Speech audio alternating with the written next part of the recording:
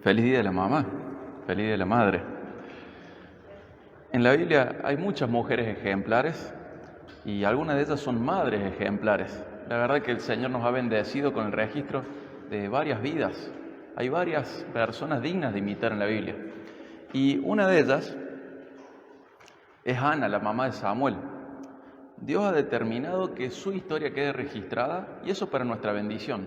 El Señor ha determinado que algunas cosas queden registradas y eso para nuestro aprendizaje, para nuestra fortaleza, para nuestro consuelo, para nuestra guía, para nuestra vida espiritual. Ahí en Romanos 15:4 el Señor dice, todo lo que fue escrito para beneficio del pueblo de Dios, para crecer en consuelo, en esperanza, en conocimiento, en fe.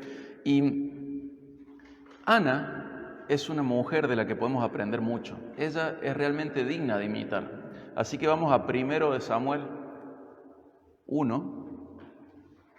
1 de Samuel 1. Y vamos a entrar en contexto. Primero vamos a leer los versículos 1 al 8 de 1 de Samuel 1. En este libro vemos cómo se va consolidando la salida del periodo de los jueces y va a continuar hasta entrar en el periodo de los reyes. Y vemos el registro acá, tan hermoso, tan importante, tan desafiante y por momentos también tan decepcionante, pero todo es útil para que nosotros comprendamos. Ana, ahí la vamos a conocer, vamos a 1 de Samuel 1, 1 al 8, dice, había un hombre de Ramataim, de Sofim, de la región montañosa de Efraín, que se llamaba Elcana, hijo de Jeroboam, hijo de Eliú, hijo de Toú, hijo de Suf, el efrateo. Elcana tenía 2 mujeres, el nombre de una era Ana y el de la otra, Penina. Penina tenía hijos, pero Ana no los tenía. Todos los años aquel hombre subía de su ciudad para adorar y ofrecer sacrificio al Señor de los ejércitos en Silo. Allí los 2 hijos de Eli, Ofni y Fines, eran sacerdotes del Señor. Cuando llegaba el día en que Elcana ofrecía sacrificio, daba porciones a Penina su mujer y a todos sus hijos e hijas. Pero a Ana le daba una doble porción, pues él amaba a Ana, aunque el Señor no le había dado hijos. Su rival Penina la provocaba amargamente para irritarla, porque el Señor no le había dado hijos. Esto sucedía año tras año. Siempre que ella subía a la casa del Señor, Penina la provocaba, por lo que Ana lloraba y no comía. Entonces Elcana, su marido, le dijo, Ana, ¿por qué lloras y no comes? ¿Por qué está triste tu corazón? ¿No soy yo para ti mejor que 10 hijos? Y quiero hacer una aclaración hermenéutica antes de seguir. La Biblia tiene momentos en los cuales es prescriptivo y da mandamientos y momentos en los cuales es descriptivo y nos muestra una situación. Acá vemos un poliamor, como se dice ahora, vemos bigamia, poligamia. Dios nunca aprobó eso, Dios lo permitió porque nos permite manejarnos en cierta libertad, pero esto es descriptivo. El Señor nunca dice que el matrimonio no tenga que ser con más de una persona y otra persona, un hombre y una mujer. El matrimonio es así, ¿sí? El Señor nunca da instrucciones diferentes, pero la Biblia relata lo que sucede en diferentes momentos históricos y está describiendo, no nos está prescribiendo eso de la bigamia. Lo pongo entre paréntesis porque es una nota muy importante, pero vamos al foco de nuestro día. Ana. ¿Vieron cómo es la vida de Ana? ¿Cómo viviría alguien así? Su esposo tiene 2 esposas, ¿sí? Encima la otra esposa la provoca, se burla de ella, busca irritarla, le refriega que tiene hijos y Ana no podía tenerlos. El texto nos dice que eso lo atribuyen a Dios, dice el Señor no le había dado hijos, el Señor no le había dado hijos. Así que básicamente Ana, fíjense en la situación en la que está, en un matrimonio con otra esposa. La otra esposa se le burla, se le ríe cuando van a la casa del Señor. En esa época, la esterilidad era una afrenta muy grande, era un símbolo de fracaso, de algo que estaba mal a nivel social. Cada año Penina, que es la otra, está Ana, Penina y Elcana, cada año le recordaba, cada año se burlaba de ella, cada año la provocaba. Y su esposo, no sabemos por qué razón, se considera mejor que 10 hijos. ¿Vieron? Le dice, ¿por qué estás triste, Ana? ¿Acaso no soy yo mejor que 10 hijos? No sé si habrá tenido problemas de autoestima el Cana, pero parece que no. Sabemos que los hijos son siempre una bendición, pero la esterilidad en ese momento se veía como un fracaso social. Ahora no, pero en ese tiempo se veía como un fracaso social. Y ella se entristecía tanto, ¿vieron cómo dice el 7? Tanto que dejaba de comer y solamente lloraba. Dice que Ana lloraba y no comía. Y si vemos la vida de Ana, es un desastre, pobre Ana. La verdad que siempre me interesa ponerme a ver el corazón de la gente de la Biblia y ponerme en su lugar y pensar qué sentiría yo, imaginar cómo estaría yo en esa situación. Ana está en un desastre. Si bien no soy mujer, creo que podemos todos sentirnos empáticos con ella. Y ves su matrimonio, y decís, oh, otra esposa. Y ves que encima la otra esposa se burla. Ves que su esposo le dice, pero ¿acaso no soy yo mejor que 10 hijos? Ves que socialmente ella es despreciada por ser estéril. Es un desastre su familia, a nivel social, matrimonial, familiar, su vida es un desastre. Sin embargo, acá aparece un nuevo factor. A partir del versículo 9 va a aparecer otro factor, un factor diferente. Fíjense cómo dice del 9 al 11, primero de Samuel 9 al 11. Pero, y se acuerdan que siempre los peros hacen un contraste. O sea, hasta acá es un desastre, pero ahora viene el pero. El pero ya lo hemos usado muchas veces en otras prédicas. Decir, acá viene algo importante, pero el pero cambia las cosas. Pero Ana se levantó después de haber comido y bebido, estando en Silo. Hago una aclaración. Ya estaba donde estaba el tabernáculo y ella cambia su actitud. Al principio decía que ella no comía ni bebía, no hacía nada, solo lloraba. Y acá dice pero. Y ya estando en Silo, donde estaba el tabernáculo en ese tiempo, dice, habiendo comido, habiendo bebido, estando en Silo, esa ciudad, y mientras el sacerdote Elí estaba sentado en la silla junto al poste de la puerta del templo del Señor, ella, muy angustiada, oraba al Señor y lloraba amargamente. Entonces hizo un voto y dijo, oh Señor de los ejércitos, si te dignas mirar la aflicción de tu sierva, te acuerdas de mí y no te olvidas de tu sierva, sino que das un hijo a tu sierva. Yo lo dedicaré al Señor por todos los días de su vida y nunca pasará navaja sobre su cabeza. A mí me emociona ver la actitud de Ana. Ella acá hace un cambio respecto a los años anteriores. Todos los años ella iba y Penina se le burlaba, su esposo le decía, no te hagas problema, tú soy mejor que de todos los hijos que puedas tener. Y acá hay un cambio en su actitud, podemos ver que hay una actitud diferente que aflora frente a Dios. Ahí en presencia de Dios ella tiene un cambio. ¿Cuál es esta actitud que aflora? Aflora, no sabemos si estaba antes, pero vemos un cambio y aflora su humildad. Fíjense que es angustiada y llorando amargamente, hace una oración tan hermosa y tan humilde. Dice, Dios, si te dignas a mirar mi aflicción, Dios, soy tu sierva. Si te acordás de mí, si no te olvidas de mí, soy tu sierva. Dame un hijo. Si me das un hijo, yo lo voy a dedicar a vos, lo voy a dedicar a tu servicio. Ya no es solamente alguien triste, amargada, de quien se burlan. No es alguien que todo el mundo piensa que Dios no la bendijo. No es solo una persona triste, no es solo una persona amargada, no es solo una persona angustiada, es una persona humilde. Y la humildad en el reino de Dios generalmente produce cosas muy lindas. Es el puntapié inicial de algo diferente. No solo es la persona triste, sobre la cual hay muchas connotaciones negativas a nivel social y matrimonial. Ahora, Ana no es solamente una persona que tiene todo el derecho para sentirse amargada, angustiada. Ahora Ana también es humilde. Y fíjense que no demanda a Dios, ella ruega a Dios. Y hay un cambio de conducta, un cambio de actitud. Ahora manifiesta humildad, pero una humildad que va acompañada de la fe solamente en Dios. Ella ahora en su oración dice 3 veces la palabra sierva. Sí, Señor, acuérdate de mí. Señor, recórdame. Si te dignas, si te acuerdas. Y actúa según su convicción. Ruega al único capaz de cambiar la situación, a Dios. Y fíjense qué interesante. ¿Cuál es el deseo de Ana? El deseo final. Es tener un hijo que sirva a Dios. Muchas veces en tu vida y en mi vida las cosas van a cambiar luego de tener la actitud correcta. Y gran parte de la actitud correcta comienza con tener humildad frente a Dios. Podemos ver el corazón de Ana de alguna manera. O sea, podemos imaginar o descubrir lo que ella sentía, lo que había en su corazón. A través de su contexto podemos ver que era una persona que sufría burlas porque no tenía hijos. A través de su conducta podemos ver que era una persona angustiada porque lloraba amargamente, no comía. Pero a través de su oración vemos que busca a Dios en humildad.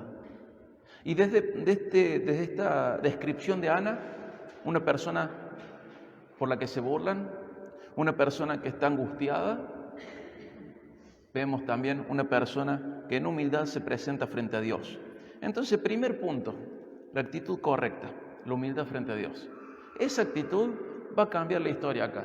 Y estoy seguro de que muchas veces tu historia y mi historia cambian después de tener esta actitud, humildad frente a Dios. Una humildad verdadera, una humildad que no demanda, que ruega, una humildad que tiene fe, una humildad que se ubica frente a Dios y ubica a Dios en su lugar y uno también se ubica en el lugar que le corresponde. Esa actitud ya es diferente y Ana es digna de imitar en esto, es humilde frente a Dios. Primer punto, una actitud correcta, la humildad. Vamos a ver el segundo punto, la manera correcta. ¿Cómo tengo que expresar esta humildad? ¿Cómo es la manera correcta de acercarme? Bueno, en obediencia. Nosotros sabemos que en el viejo pacto, Dios no vivía en vos o en mí. Dios no vivía en su pueblo, en las personas de su pueblo. ¿Dónde vivía Dios? En el templo. Y antes del templo, en el tabernáculo. La presencia de Dios estaba en el tabernáculo. Si vos querías entrar en intimidad con Dios, tenías que ir hasta el tabernáculo. En ese tiempo, Dios no hacía su morada en cada persona. En ese tiempo, Dios vivía, residía en el tabernáculo. Y Ana es a donde va, acompaña a su esposo, acompaña a su familia y va al tabernáculo. Y en vez de agarrársela contra Penina, la otra esposa de su pueblo, en vez de agarrársela contra su esposo, en vez de perder las esperanzas, en vez de hundirse en sufrimiento, en vez de alimentar la autocompasión,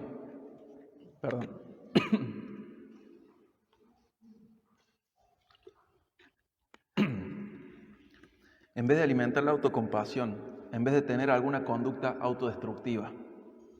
¿Vieron que son cosas que las podemos hacer todos cuando estamos tristes y angustiados?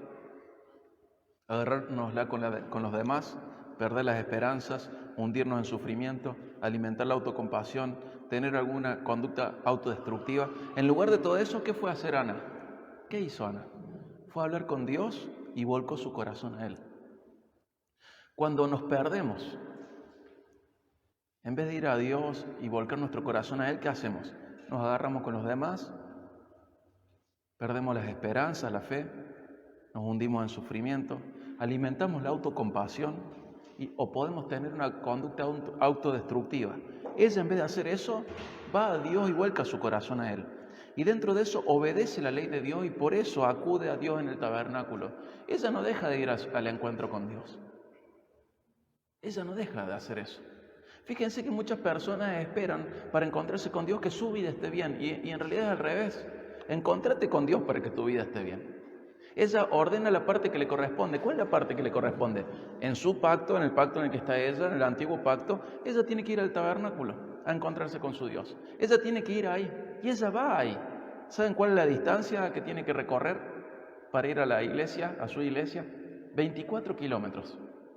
Y ella va, en medio de su dolor, en medio de su angustia, sabiendo que es el momento en el cual la otra esposa de su esposo se burla de ella, sabiendo que se va a encontrar con gente de su pueblo. Y Ana, ¿vieron? Uno es joven y tiene más de 20 años. ¿Y cuándo te va a poner novio? Te ponen el novio. ¿Y para cuándo los confites? ¿Cuándo te va a casar? Te casaste. ¿Y cuándo va a tener hijos? Tenés un hijo. ¿Y cuándo viene el segundo? Y así la vida te lleva. Y cuando tus hijos son grandes, ¿y cuándo vas a ser abuelo? Es como que siempre la gente está mirando lo que te falta. Y empieza desde chiquito. ¿Y qué vas a estudiar? ¿Y ya te recibiste? ¿Qué vas a hacer cuando seas grande? Y empieza desde chiquito la presión social por lo que te falta. Y muchas veces se pierde de vista lo que ya tenés, pero está esa presión social. Y bueno, imagínate Ana llegando otra vez con Penina diciendo, ves que vos no tenés hijos, Dios no te debe querer a vos, por eso no tenés hijos. En cambio a mí, mira, tengo muchos hijos e hijas. Dios me debe querer un montón a mí. Y se va a encontrar con el resto del pueblo, al tabernáculo. Imagínate, ¿y Ana, este año tampoco? ¿Qué pasa? ¿Tu esposo no te ama? ¿No sabe cómo se hacen los hijos? ¿Qué te pasa, Ana? ¿Otra vez? Debes tener un pecado oculto, por eso el Señor no te bendice. Imagínense la presión que había sobre su vida, su corazón llorando en angustia. Pero ¿sabes qué? Ana nunca deja de hacer lo que tiene que hacer. Va año tras año para celebrar lo que Dios había instituido en su ley para los israelitas, año tras año, y esta vez vuelca su corazón a Dios, y esta vez come y bebe, pero dice, Señor, acórdate de mí. No solo queda en obedecer, sino que vuelca su corazón en humildad, porque la humildad y la obediencia van de la mano.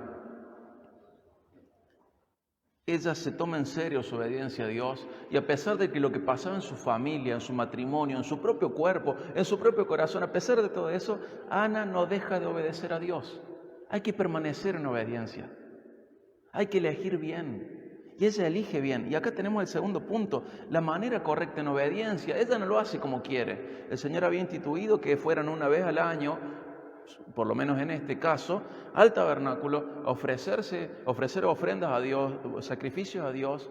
Y ahí Ana sigue cumpliendo los mandamientos de Dios para su vida. Entonces, primer punto, actitud correcta, la humildad. Segundo punto, la manera correcta en obediencia. Ana va a ese lugar. A pesar de todo, nunca deja de obedecer a Dios. Esto también es, porque a veces nos pasa a nosotros que cuando estamos mal, ¿qué hacemos? Nos aislamos. ¿Y sabes qué? Aislarte es generalmente lo peor que puedes hacer. ¿Sabes por qué? Porque el único consejero que hay en el aislamiento sos vos y tu propio corazón. Y generalmente es malo. Generalmente es malo. Y te abstraes del resto, dejas de congregarte, dejas de asistir. Y algo malo. No estás obedeciendo a Dios. Dios te dice, no, es por otro lado, congregate, sé parte de algo, forma parte, hacete parte de esa familia, integrate, fortalecete en la comunión con los hermanos. Y a veces nos sentimos mal y en vez de seguir obedeciendo a Dios, decimos, me siento mal, así que hoy voy a desobedecer a Dios. Ana tiene muy en claro lo que es importante. Se toma en serio su obediencia a Dios. Ana toma en serio la importancia de ordenar su vida o que su vida permanezca ordenada aún en medio de todo su dolor. La vida de Ana sigue ordenada, ella sigue cumpliendo con la ley de Dios para ella sigue yendo al templo, ella sigue ofreciendo sus ofrendas, ella sigue ofreciendo los sacrificios, ella sigue haciendo lo que se corresponde, lo que le corresponde. Ella lo sigue haciendo, ella permanece en obediencia. Esa es la manera correcta, en obediencia. Tenemos el primer punto, actitud correcta en humildad. Segundo punto, la manera correcta, en obediencia. No importa si son 24 kilómetros, no importa si tiene que enfrentar las burlas o los dichos o los chismes de todos los demás. No importa tanto como para desobedecer a Dios. Ella permanece firme en lo que Dios espera de ella. Ella avanza, sabiendo que ella tiene que cumplir con su parte siempre. No importa su contexto, no importa la presión, no importa cuán roto pueda estar su corazón. Importa que ella pueda seguir cumpliendo con la parte que le corresponde. Y hay algo también muy importante, actitud correcta, humildad, manera correcta, obediencia, la motivación correcta. Si uno lo mira superficialmente este pasaje, uno puede decir, ¿cuál es el máximo deseo de Ana? ¿Cuál sería superficialmente? ¿Cuál es el máximo deseo de Ana? Tener un hijo. Pero si uno lo mira un poquito más, ella ora por tener un hijo, pero un hijo que sirva a Dios. No es egoísta. Ella valora tanto a Dios que quiere un hijo para la gloria de Dios. Por eso hace este voto. Dice, Señor, dame un hijo, pero para que una generación más nacida de mí te sirva. El deseo máximo, la motivación máxima de Ana es la gloria de Dios. Dios y lo suyo, ¿se acuerdan? El valor. Señor, quiero tener un hijo, pero no para que sea mi hijo. Quiero tener un hijo para que sea tu hijo. Quiero que sirva y que nunca más sea parte de tu templo. Quiero un hijo, pero para que te sirva a vos y sea tu siervo. Quiero un hijo para que sea tuyo. Y acá vemos una mamá ejemplar. Porque no hay cosa más alta en la maternidad cristiana que tus hijos sean hijos de Dios y sirvan a Dios. Que un día pueda decir tu hijo, como dijo Josué, mi casa y yo serviremos a Dios. Eso es lo que nos muestra el corazón espiritual de Ana. Hemos visto sus emociones, hemos visto su contexto matrimonial, su contexto familiar, su contexto social, pero cuando vemos su vida espiritual, ella dice, quiero un hijo, pero para que una generación más te sirva a vos. Quiero un hijo, pero para que sea tu hijo. Quiero un hijo que bendiga al resto del pueblo. Quiero un hijo que te glorifique, Señor. Quiero un hijo que glorifique a Dios. Lo que ella más quería no era un hijo para ella, era un hijo para Dios. ¡Qué mamá! ¡Qué maternidad espiritual! ¿Sabes qué hizo Ana? ¿Sabes qué pasó? Ya vamos a leer y quizás ya lo sabes. Pero te hago esta pregunta. ¿Cuándo oras? ¿Oras como Ana? ¿Con la gloria de Dios como la máxima motivación? Hay personas que se sienten tan importantes en la vida que incluso creen que el cielo se trata de ellos. Y el centro de su idea del cielo es que no va a sufrir más. Pero el centro de la idea del cielo es que vamos a glorificar a Dios por siempre, sin necesitar apartar nuestros ojos de Él, nunca. Que vamos a estar plenamente satisfechos en Dios por toda la eternidad. Hemos caído en tanto antropocentrismo, o sea, con lo humano al medio, que vemos que lo más lindo del cielo es juntarnos con nuestros parientes muertos, o que no vamos a sufrir más y que las enfermedades que hoy nos acosan y nos torturan no van a estar más y decimos que eso es el cielo. El cielo no tiene eso por importante, eso es una consecuencia colateral, secundaria, ni secundaria. El centro del cielo es estar en íntima y plena comunión con Dios, glorificándole por siempre. Si vos no querés esto y no disfrutas de esto, no sé qué querés ir al cielo, porque el centro del cielo es Dios y su gloria. El centro del cielo es Dios y su gloria. Y vemos en Ana una persona espiritual. Señor, quiero un hijo, pero un hijo para tu gloria. Señor, si vos me das un hijo, si vos me dieras un hijo, ¿sabes qué voy a hacer con mi hijo? Lo voy a dedicar a vos. Eso de que decía de que no va a cortar su pelo es por un voto que hay en el Antiguo Testamento, de nazareato se llama, consagrar al hijo como nazareo. No nazareno, nazareno es el gentilicio de Nazaret. Estos nazareos, que es otra palabra, eran gente dedicada a Dios y que hacía un voto, nunca se cortaban el pelo, nunca tomaban alcohol, hay varias cosas, pero eran gente dedicada a Dios. Samuel es uno, Sansón es otro, hay varios. Y son personas consagradas a Dios, que voluntariamente dicen, yo voy a dedicarme a Dios. Samuel luego va a aceptar este voto de su mamá, porque también tiene su voluntad, y se va a dedicar a Dios.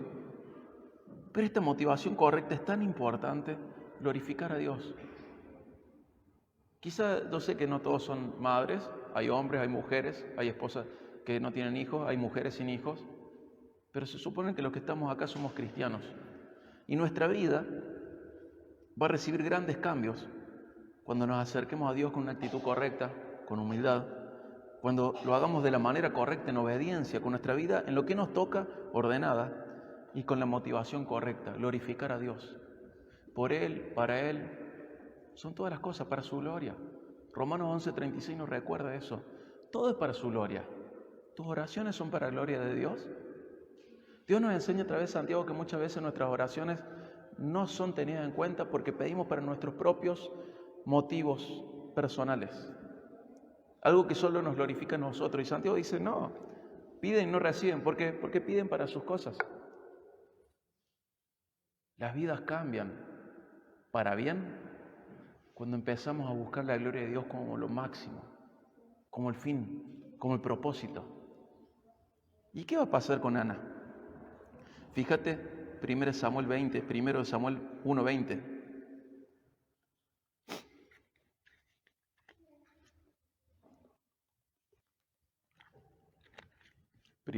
1:20.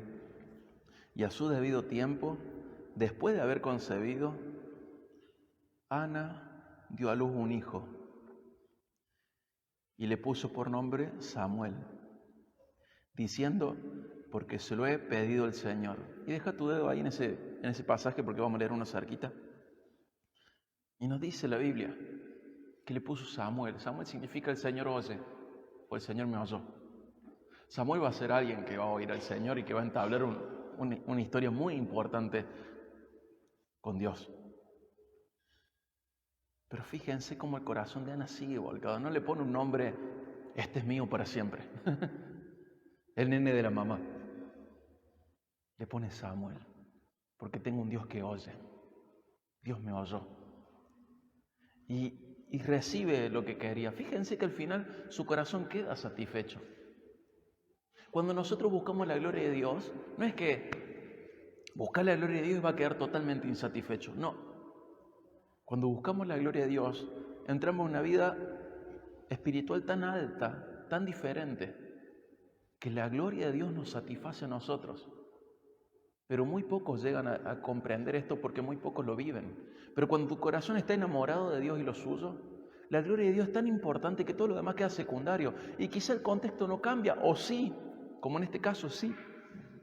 Pero tu satisfacción cambia porque tu corazón ha cambiado. Y verlo a Dios glorificado satisface tu corazón. Por eso nosotros tenemos hermanos y hermanas en Cristo que en medio de su enfermedad terrible están con su corazón satisfecho, porque están buscando y logrando que Dios sea glorificado en medio de su corazón, en medio de su enfermedad. Vemos gente que pierde seres queridos y están satisfechos igual porque el Señor ha cambiado su corazón y buscan glorificar a Dios en medio de esa pérdida, en medio del sufrimiento, en medio de la pobreza, en medio de la necesidad, en medio de la enfermedad, en medio de las pérdidas. Gente con un corazón transformado, que viendo a Dios glorificado en eso, están satisfechos. John Piper, que es uno de mis predicadores favoritos, escribió un libro cuando se enfermó de cáncer. Y el libro se llama algo así como ¿Cómo aprovechar tu cáncer? Luego el Señor lo sanó y hoy está cerca de los 80 años. Pero él escribió ese libro y se enamoró de Dios de tal manera que luego todo su ministerio tiene que ver con buscar la gloria de Dios y disfrutar eso. Él escribe mucho acerca de un nuevo concepto que él le llama hedonismo cristiano, disfrutar a Dios. Dios es glorificado a medida que le disfrutas. El Señor le concedió luego la sanidad de su cáncer a John Piper, pero antes su corazón cambió y buscó glorificar a Dios en medio de su enfermedad. La vida es dura. La vida te puede agarrar sin la posibilidad de tener hijos, la vida te puede agarrar en momentos de viudez, la vida te puede agarrar con pérdida de un hijo, con pérdida de un padre. La vida te puede agarrar con enfermedades, con pérdidas económicas, con crisis, con problemas. Pero hay un tipo de persona que aún en medio de todo ese dolor está en paz.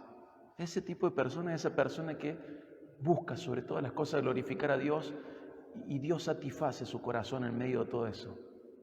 Espera el cielo, donde no va a haber más sufrimiento, pero sobre todo espera el cielo porque ahí va a disfrutar más de este Dios que ya aprendió a conocer en la tierra. Personas que conocen el valor de Dios. Fíjense el versículo 27, voy a leer el final del versículo 27 de 1 de Samuel 1.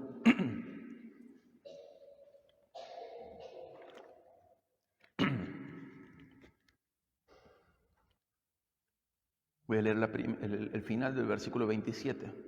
Dice, todos los días de su vida estará dedicado al Señor. Y adoró allí al Señor. Fíjense que ella no cambió su corazón cuando recibió su hijo. Ella quiso lo mismo que quería antes, un hijo para la gloria de Dios. Señor, quiero un hijo, pero más que un hijo mío, yo quiero que sea tu hijo, pero quiero que sea mío. O sea, yo quiero que una generación nacida de mí te sirva a vos, Señor. Quiero eso sobre todo. Y todos los días de su vida, dice, será dedicado al Señor y lo lleva. Luego de 3 años con ella, luego de destetarlo, Ana tiene 3 años este nene. Es como mi Pedro. Ayer me emocionaba porque pensaba en cuánto amaba a Dios, cuánto amaba a Ana a Dios, como para amarlo más que a su hijo. No soy tan espiritual como Ana. No soy tan maduro como Ana. Lo que me costaría entregar a Pedro ahora a los 3 años. Y dice, Señor, cuando termine la facultad, después vemos si quieres seguir tus caminos. Señor, cuando termine, ya forme su familia, tenga su casa y su auto, y tenga sus hijos, Señor, ahí voy a decir, bueno, Pedro, ¿querés ir y servir al Señor? Y vemos a esta mamá con una altura espiritual, pero tan difícil de encontrar en su pueblo. Y lo lleva a Samuel a los 3 años y dice, Señor, te adoro. Me lo diste, pero es tuyo, acá está. Señor, quiero que mi hijo sea para tu gloria. Y adora al Señor cuando entrega a su hijo. Esa mujer amaba a su hijo. Te aseguro que amaba a su hijo. Lo había esperado años, había rogado por él años. Había sufrido por no tenerlo años, mucho más años que los 3 años en los que los tuvo. Muchos años. Pero más que todo eso, más que su vindicación social, más que su vindicación matrimonial, familiar, más que su vindicación, ella amaba, más que a su hijo, amaba a su Dios. ¡Qué mujer! ¡Qué madre! ¡Qué altura! ¡Qué espiritualidad! Y cuando entrega a su hijo dice que no reprochó a Dios, allí adoró al Señor. Esa mujer amaba a su hijo, pero amaba más a su Dios. Esa es una mujer que comprende el valor de Dios y su reino, de Dios y lo suyo. Ese es el tipo de madre que el mundo necesita. Ese es el tipo de persona que el mundo necesita. Ese es el tipo de persona que la iglesia necesita. Personas que conocen el valor de Dios y lo valoran sobre todo, como Pedro, como Pablo, como Ana. Ana, qué altura espiritual la de Ana. Qué nivel de mujer Ana. Qué piedad. Qué grande la maternidad de Ana. Quiero un hijo, Señor, pero un hijo para que sea tuyo. Personas que conocen el valor de Dios. Y ahí acompáñame a 2 de Samuel 2 y vamos a leer hasta del 1 al 10.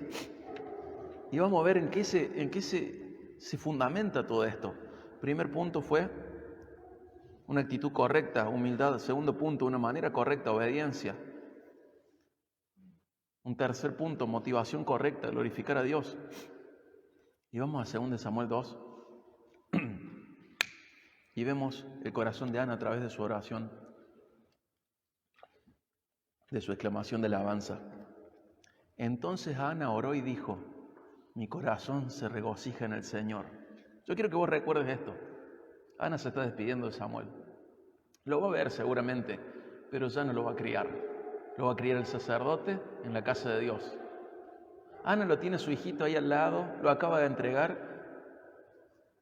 y dice, mi corazón se regocija en Samuel. ¿Qué dice? Se regocija en mi maternidad, en mi matrimonio. Mi corazón se regocija en el Señor. Mi fortaleza en el Señor se exalta. Mi boca habla sin temor contra mis enemigos, por cuanto me regocijo en tu salvación. No hay santo como el Señor, en verdad no hay otro fuera de ti, ni hay otro como nuestro Dios. No se jacten más ustedes con tanto orgullo, no salga la arrogancia de su boca, porque el Señor es Dios de sabiduría y por Él son pesadas las acciones. Quebrados son los arcos de los fuertes, pero los débiles se ciñen de poder. Los que estaban saciados se alquilan por pan y dejan de tener hambre los que estaban hambrientos. Aún la estéril da a luz a 7, pero la que tiene muchos hijos desfallece. El Señor da muerte y da vida, hace bajar el Seol y hace subir. El Señor empobrece y enriquece, humilla y también exalta. Levanta del polvo el pobre, del muladar levanta al necesitado. Para hacerlo sentar con los príncipes y heredar un sitio de honor. Pues las columnas de la tierra son del Señor y sobre ellas ha colocado el mundo. Él guarda los pies de sus santos, pero los malvados son acallados en tinieblas. Pues no por la fuerza ha de prevalecer el hombre. Los que se oponen al Señor serán quebrantados. Él tronará desde los cielos contra ellos. El Señor juzgará los confines de la tierra, dará fortaleza a su rey y ensalzará el poder de sus ungidos. ¡Qué mujer! ¡Qué hermana espiritual! Quiero que recuerdes algo. ¿Cuál es el contexto espiritual de Ana? Es Jueces. ¿Se acuerdan de Jueces? El desastre que es. En Jueces hay 3A, ¿se acuerdan? La anarquía, la apatía, la apostasía. Cada uno hace lo que bien le parece, repite Jueces varias veces. Jueces 21, 25 dice eso. Cada uno hace lo que le parece que está bien. En medio de todo eso, Ana no hace lo que se le canta. Ana hace lo que se espera de cualquier persona del pueblo de Dios. Hace lo que está bien, no lo que le parece, no lo que siente, no lo que le pinta. Hace lo que se espera de cualquier israelita, pero que muy pocos israelitas hacen. En un contexto de anarquía, de apostasía, de apatía a Dios, Ana mantiene la teología correcta. Ella sabe la verdad de Dios y la cree. Es una mujer, es una madre que sabe la verdad de Dios, pero ¿sabes qué? La cree. Por eso en su oración, que es un salmo hermoso, dice: Dios es salva, Dios es santo, único, Dios es el refugio seguro, Dios es el sabio, Dios es el poderoso, Dios es el protector y también es el juez final. Está entregando a su Hijo y su teología la hace permanecer en pie. Su conocimiento de la identidad de Dios y del carácter de Dios le hacen tener paz y ser una mujer fuerte.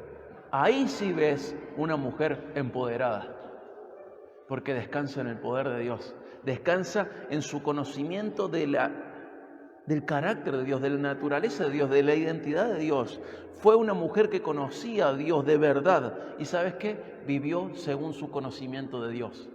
No según sus circunstancias, no según lo que Penina decía de ella, no según lo que Elcana decía de ella, no según lo que la sociedad decía de ella, no según lo que su corazón sentía. Ana vivió según su propio conocimiento de su Dios. ¡Qué madre, qué mujer, qué persona espiritual! Ana es digna de imitar. Ana es alguien a quien vos y yo podemos imitar en esto. Todo lo anterior, todo lo que ella vivió está basado en algo, su conocimiento del carácter e identidad de Dios. Mamá, sé como Ana. Papá, sé como Ana también. Personas sin ser mamá y papá, sé como Ana. Porque para tu bendición está escrita su historia. ¿Y sabes qué? Cuando se escribe la historia, no es que Dios tira a la gente hacia la tierra y se pone a ver qué hacen y toma registro. No. Toda la historia está dirigida de tal manera que los propósitos de Dios son cumplidos. Y parte de sus propósitos, según Romanos 15:4, es que todo esto escrito, que fue algo vivido por alguien, sea para tu edificación, para tu consuelo, para tu esperanza, para tu fortaleza. Todo esto es para tu utilidad. ¿Qué te quiero decir? Que Ana vivió esta historia para ser de provecho a tu vida. Y así lo determinó Dios. Fortaleció Dios a Ana en medio de su dolor para que vos sepas que vos también podés ser fortalecido en tu dolor. Fortaleció a Ana en medio de su dolor, de su angustia, de su llanto, de la amargura que sentía, en medio de las burlas, en medio de su fracaso social en su contexto.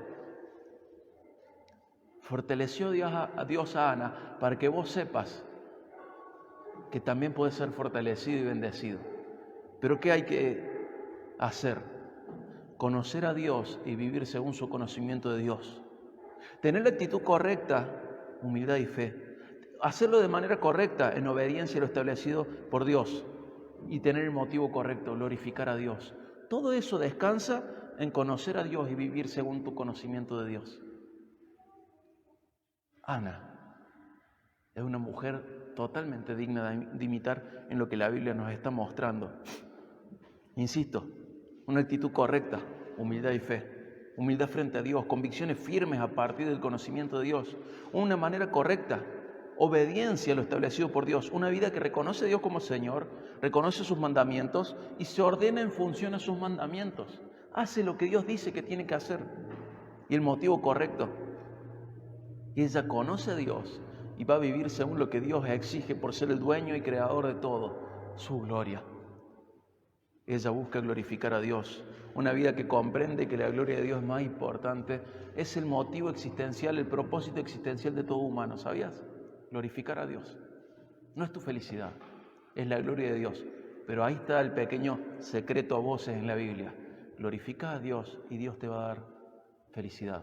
No busques felicidad, encontrala. Glorificando a Dios. Encontrala.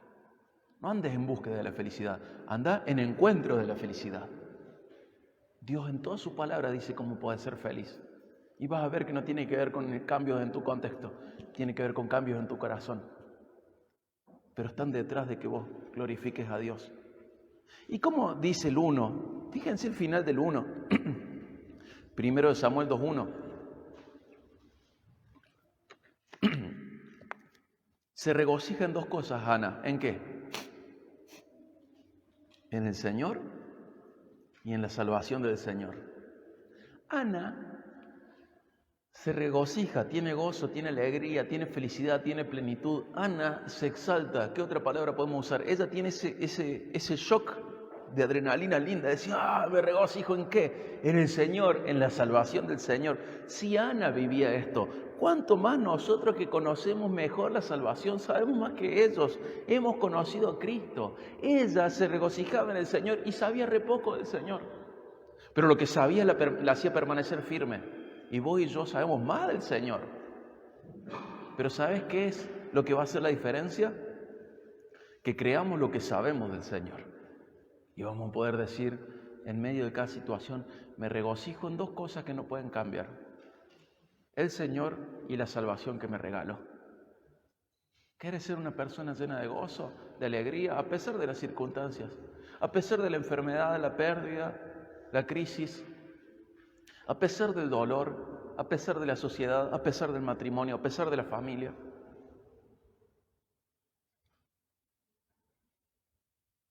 Dios ha hecho tu corazón capaz de regocijarse plenamente en Él y en la salvación que Él te da. Y en Juan 1:18 dice, nadie ha visto jamás a Dios, el unigénito de Dios, nadie lo ha visto.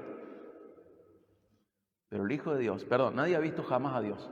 Pero el unigénito de Dios, el único en su género de Dios, el Hijo de Dios, Él lo ha dado a conocer. Si vos conocés a Cristo, conocés más de Dios que Ana. Viví conforme a lo que conoces de Dios, créelo. Y vas a ver que tu vida va a cambiar. Tené la actitud correcta, humildad y fe. Tené la manera correcta, ordenate según los mandamientos de Dios, obedecele. Busca el motivo correcto, glorifica a Dios. Y este es el cuarto punto. Y el último, pero quiero leer un pasaje más. Una vida que se alegra en Dios y en su salvación. Imitemos a Ana. Actitud correcta, humildad y fe. Manera correcta, obediencia a lo establecido por Dios. Motivo correcto, glorificar a Dios. Cuarto punto que sostiene todo. Una vida que se alegra en Dios y su salvación. Sostiene todo. El conocimiento de Dios, de su carácter, de su dignidad, de su persona, de su identidad. ¿Cuánto más nos podemos regocijar nosotros? Hay un pasaje de Isaías que casi todo el mundo pierde de vista su contexto. Vamos a buscar este pasaje de Isaías, pero en 1 Corintios, y con esto vamos a cerrar. 1 Corintios 2, 6 al 9.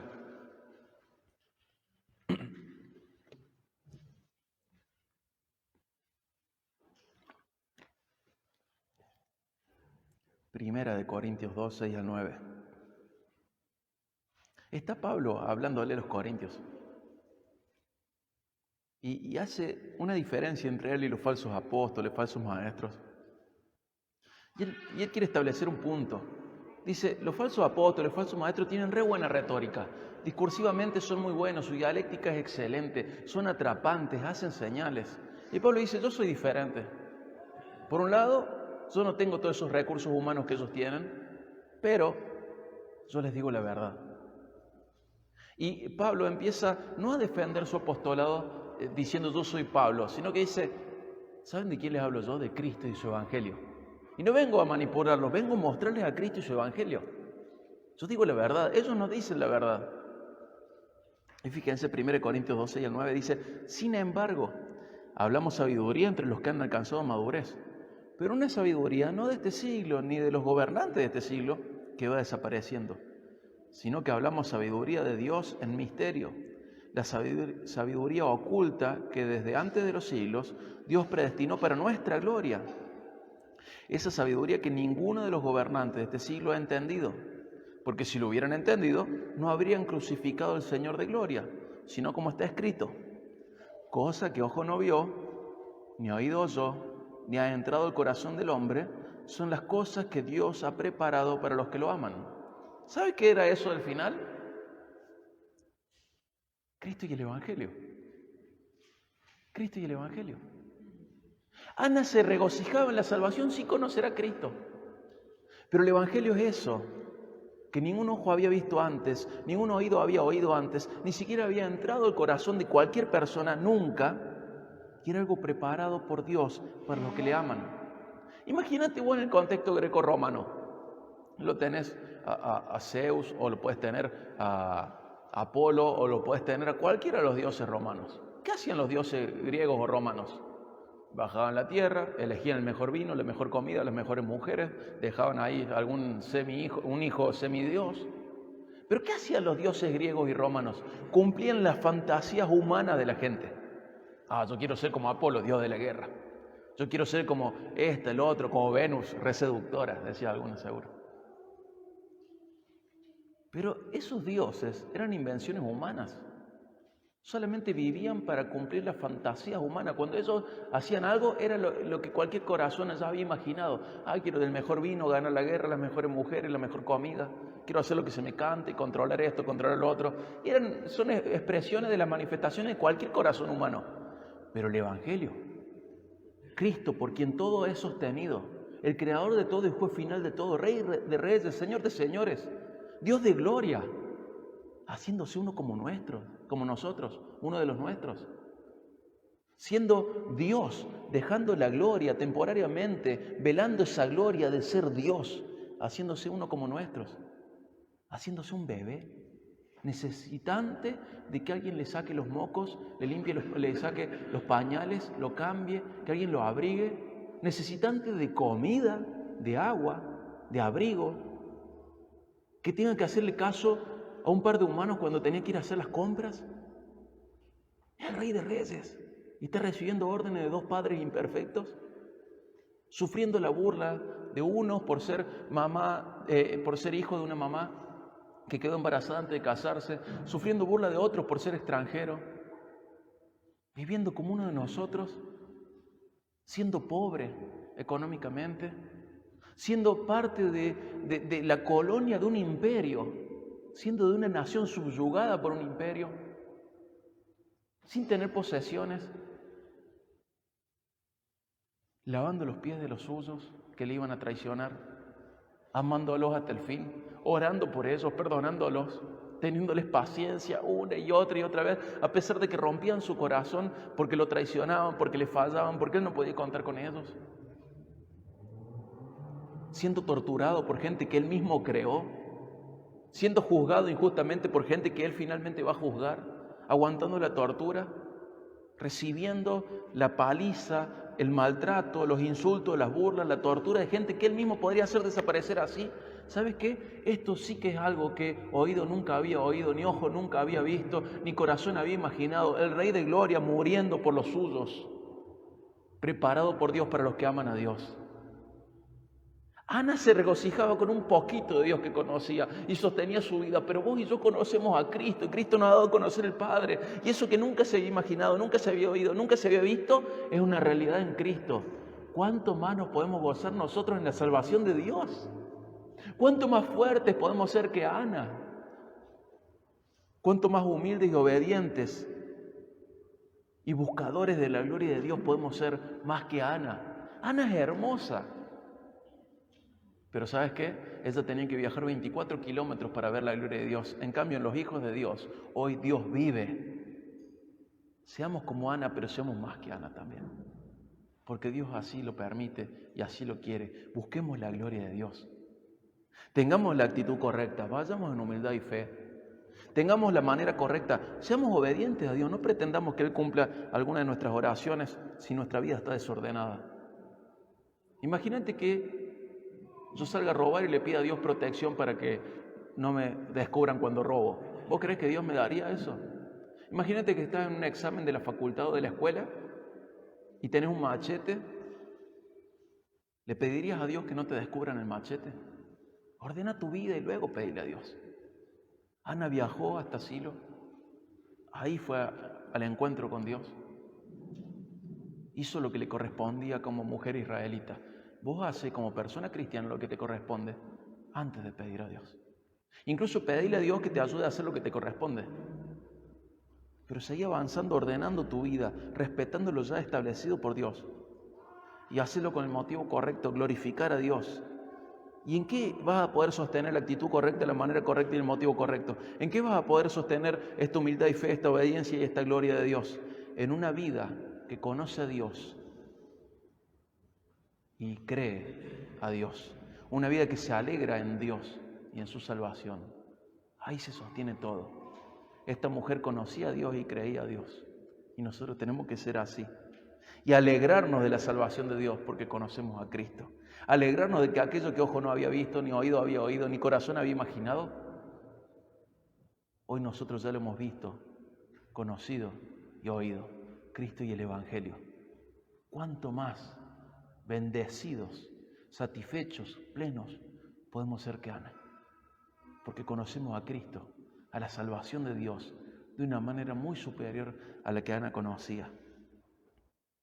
Hermanos, seamos como Ana. Es una madre ejemplar, es una mujer ejemplar, pero ante todo es una persona del pueblo de Dios ejemplar y es digna de imitar en estas cosas. Seamos como Ana, nos regocijemos en Dios y su salvación. Conozcamos tanto a Dios como para creerle y ver que no hay nadie más confiable que Él. Y frente a Él tener las actitudes correctas, humildad y fe. Buscar la manera correcta, en obediencia, y siempre buscar el motivo correcto, su gloria. Seamos como Ana, ¿sí? Vamos a orar para finalizar. Padre, te alabamos, Señor, porque esto es algo hermoso. Podemos de alguna manera imaginar lo que sentía Ana, lo que vivía Ana. Podemos, Señor, disfrutar de ver esta historia en donde finalmente se cumple lo que este corazón quería, tener un hijo, pero que fuera para tu gloria. Te damos gracias porque esta historia tiene un final feliz, pero no solo en la existencia de ese hijo, sino en el corazón satisfecho de Ana, porque te conoce. Ayúdanos, Señor, a conocerte de esta manera, de una manera tan profunda, tan especial, tan espiritual, que realmente creamos lo que conozcamos de vos, al punto de que cambie nuestra conducta, cambie nuestro corazón, cambie nuestras motivaciones, nuestras actitudes, nuestras maneras, nuestros métodos. Señor, queremos ser personas plenas en vos y en tu salvación. Gracias, Padre, por haber brindado a Cristo y habernos mostrado el Evangelio, el camino a vos. Gracias, Señor, por tu Hijo, que nos ha dado a conocerte. Gracias, Señor, porque a través de Él has establecido entre vos y nosotros una relación correcta de Padre e Hijo. Gracias, Padre. Gracias, Señor. Ayúdanos, Señor, a vivir conforme a las realidades que conocemos. Gracias por Ana, Señor. Gracias por Samuel. Gracias, Padre, por darnos el testimonio de alguien que realmente te conoce a ese nivel. Gracias porque podemos ser parecidos. Gracias, Padre. Alabamos tu nombre y rogamos tu bendición sobre nosotros. Gracias, Señor. Agradecemos por tu salvación. En el nombre de Jesús, quien te dio a conocer a nosotros. Amén.